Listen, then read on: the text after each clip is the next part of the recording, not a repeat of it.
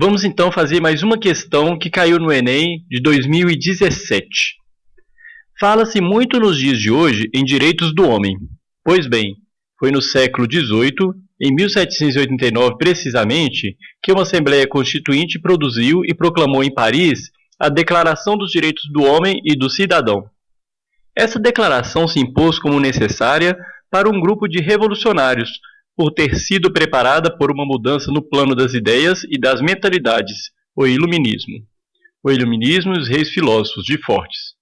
Correlacionando temporalidades históricas, o texto apresenta uma concepção de pensamento que tem como uma de suas bases a modernização da educação escolar, atualização da disciplina moral e cristã, divulgação de costumes aristocráticos, socialização do conhecimento científico ou universalização do princípio da igualdade civil.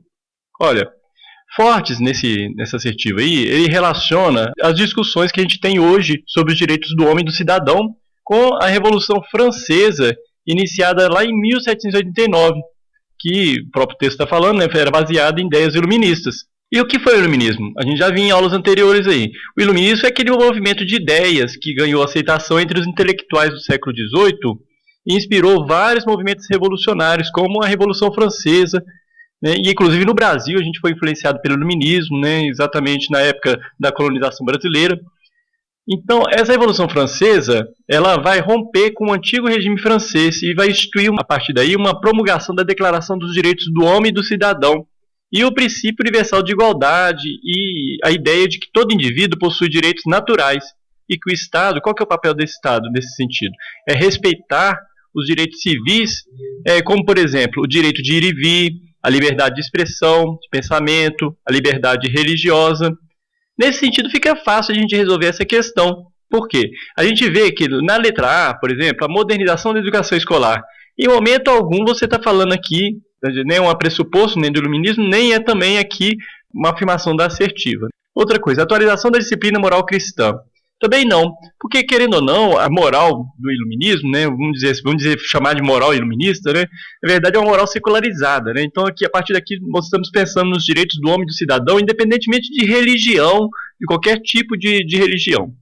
E a divulgação dos costumes aristocráticos. Nós não estamos falando de igualdade, gente, não tem nada a ver com aristocrático, né, porque como que você pode pensar em divulgar costumes aristocráticos se nós estamos falando que todos os homens são iguais e assim por diante. Socialização do conhecimento científico, a única alternativa que poderia dar dúvida era essa. Por quê? Nós estamos falando de socialização do conhecimento científico. E a gente sabe que a proposta do iluminismo é exatamente essa ideia da igualdade em todos os sentidos.